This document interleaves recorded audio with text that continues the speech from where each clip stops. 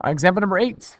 We're going to go and show that the factor x minus 2 and x plus 3 are factors of this big tamale. 2x to the power 4 plus 7x cubed minus 4x squared minus 27x minus 18. Dang. Then we're going to find the remaining factors. Okay. I want to make sure that we're first understanding this connection is that if you have a factor of the polynomial, x minus 2, then that implies that x equals 2, and this implies that x equals negative 3, that these are both roots, meaning this polynomial will cross the x-axis at 2 and at negative 3. And at the end of this exercise, we're actually going to graph this together, and I'm going to show you that when we find the factors, all of the factors translate into these as their roots, which is a really gnarly mathematical phenomenon. NFL nerd for life. Okay, so let's do this then. So if I want to show that x minus 2 is a factor of this, doesn't that mean that I have to show that the remainder is 0? Right? So that's what we're going to do. We're going to show that the remainder is going to be 0. So we're going to go ahead and set up our synthetic division over here. And actually, we're going to do 2 of them. So I'll go ahead and set these guys up right here. All right, so let's start with this guy. So we have 2, and then 7, negative 4, negative 27, and negative 18. Okay, and then we're going to, let's start with 2 then out here, right? Because if we want to show that x minus 2 is a factor, we use 2. And we'll use this guy. Okay, so drop down to 2, multiply. And we're going to add. And then we're going to multiply. Then we're going to add. And then we're going to multiply. And then we're going to add. And then we're going to multiply. And where did I make my mistake? Let me check that again. 2, 4. Oh, that should have been 11. All right. Hold on. JK. So I guess when you go a little too faster, you can make little arithmetic errors.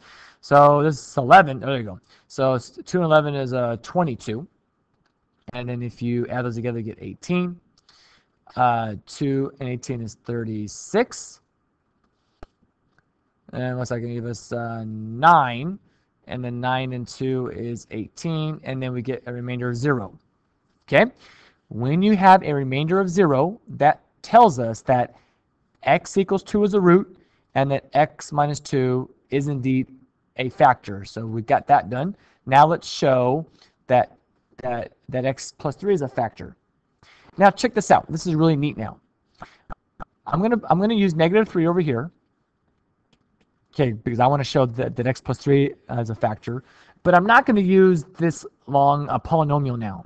Because I broke this one down, remember this right here means 2x to the power of 3 plus 11x plus 18x, I'm sorry, 11x squared plus 18x plus 9. I'm going to take this guy and I'm going to plop it right here now, okay, because I want to break my polynomial down so it becomes something like a quadratic, so that means I can factor that. So I'm actually going to use these coefficients, 2, 11, 18, 9, and 0. All right, let's drop down the 2. Multiply these guys. Right here we're going to get 5. Multiply. We need to add those guys together, 3. Then we're going to multiply. Oh, by the way, actually, I guess I didn't need to put the 0 right there. That wasn't necessary. Then we're going to multiply, negative 9, and then we get 0. Okay, so again, we just showed that x plus 3, or in this case, x equals negative 3 is a root.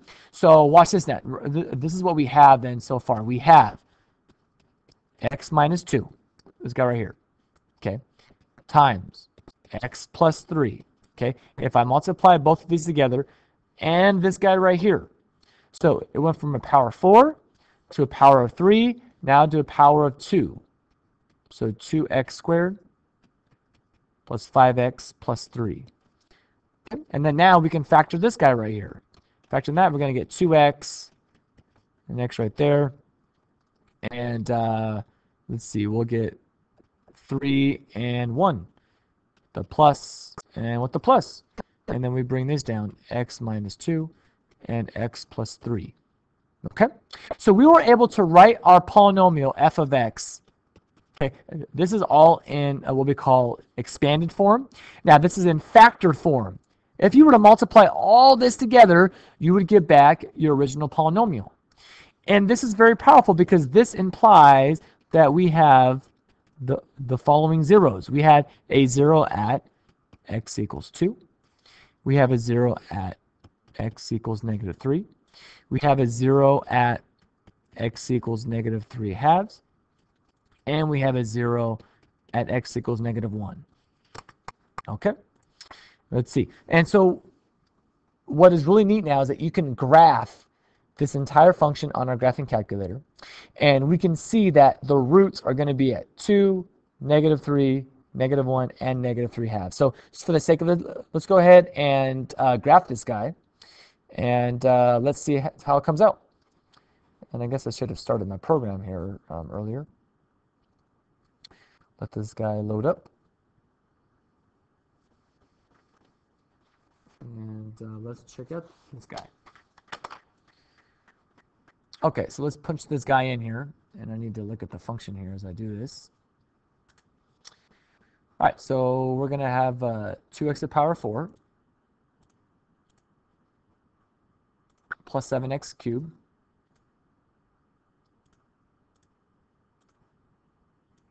minus 4x squared minus 27x minus 18. This is what happens when I'm not looking at my screen. So let's delete some of these guys right here. Let me fix this. Okay. So that was minus 4x squared minus 27x minus 18. All right. So and I'm gonna do zoom 4. And we'll see how that guy looks. All right. So remember what we said, that the roots, if I could just look again real quick, this should be negative 1, or negative 3, negative 1, negative 3 halves, and 2. Let's see if that's what it looks like. So here's negative 1.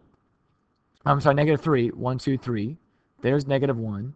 There's 2, and I almost guarantee this right here is going to be our 3 halves there, and so you can do that by doing the 0 function. Okay, so a really neat relationship right there between synthetic division and the factor theorem right there. So in summary, the remainder R obtained in the synthetic division f of x by k minus x provides the following information. All right, so the remainder R gives the value of f at x equals k. And so that means that when you plug in k, then that means that that's going to be our remainder. And if R equals 0, then that means x minus k is a factor of f of x. And also, if R equals 0, then k0 is an x-intercept of the graph.